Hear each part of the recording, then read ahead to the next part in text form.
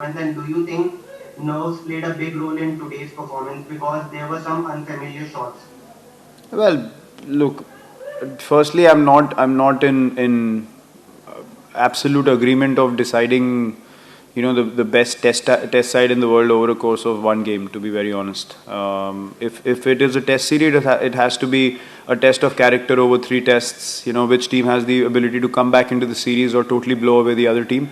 It can't just be, a pressure applied over 2 days of good cricket and then you suddenly are not a good test side anymore. I don't believe in that.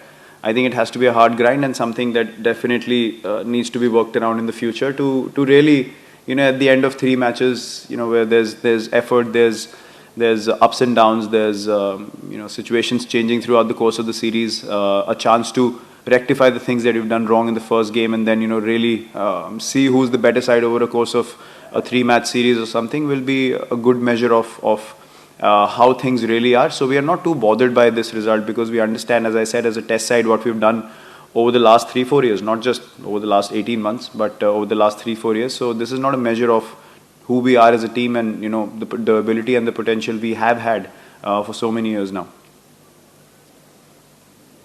Captain, just to take the format thing forward, since we are on it, do you see the 2 year cycle as a perfect one, or would you ideally want a 4 year cycle with more teams actually ending up playing each other before deciding the knockout or the final if it is required? I have no idea. I haven't ever thought about this, and we've never had any discussions over it. There are other tournaments as well, which are big tournaments. So this is not for me to put together. I just believe that it should be done over a course of three matches, so that you as a side prepare accordingly and you have a chance to, as I said, either drive home the advantage or really test the other team out if you haven't had a good first game. So a 4 year cycle or a 2 year cycle, I think a 2 year cycle has been good, but the 4 year cycle discussion has not taken place. Thank you.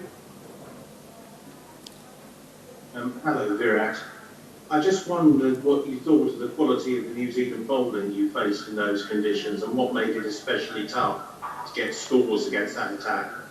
Yeah, look, very consistent. Again, they're a very effective side. We've seen that over the years. They're a very structured side and they like to play their cricket in a certain manner. So, as I said, you need to find ways to disrupt that. If you don't put their bowlers under pressure, then they have the fitness and the consistency to bowl long spells and keep bowling all day in the same areas and trouble you. And the more momentum you give them, then invariably they get the breakthroughs they want. So, as I said, our endeavor from here on will be to try and score runs and not worry about getting out and in testing conditions. That's the only way you can score and put the opposition under pressure. Otherwise, you're just literally standing there, hoping that you don't get out, and eventually you will because you're not being optimistic enough. And I think you have to take more risks and calculated risks and be confident about taking those risks against a quality bowling attack like New Zealand. Virat, generally when we talk about building teams and everything, we talk about 4 year cycles after a 50 over World Cup or a 2 year cycle after a T20 World Cup or so.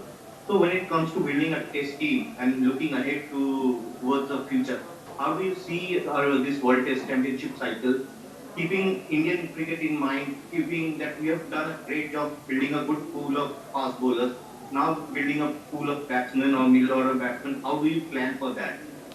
Yeah, look, we will continue to reassess, continue to have conversations around what are the things that are required to strengthen our side and not follow or fall prey to a certain pattern. I think evolving with the game and improving yourself with the game is a very, very important thing.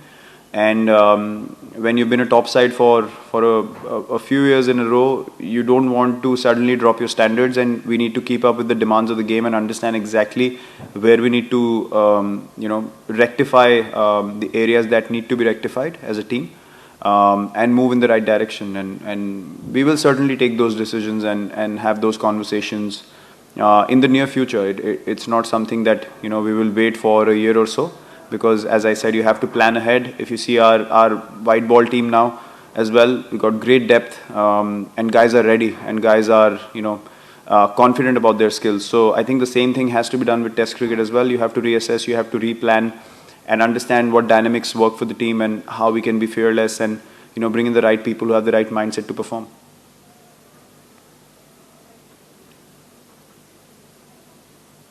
Hi Virat, Shubhayan here.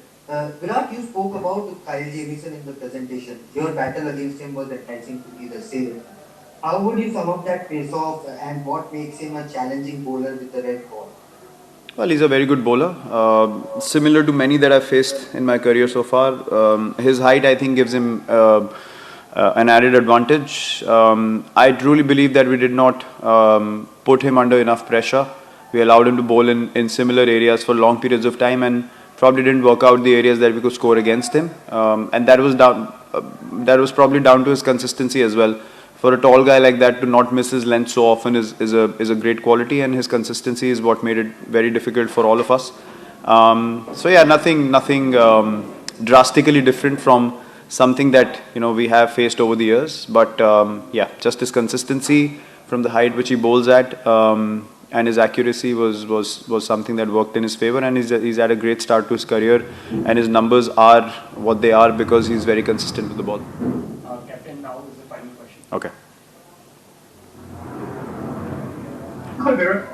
Just following on from what you're saying about the one-off game. I mean, obviously, what we've seen this week, the quality of cricket when it hasn't been raining has been superb. Do you think there would be the appetite to fit in a three-match World Test Championship on the evidence of what we've seen? Would you welcome it if there was?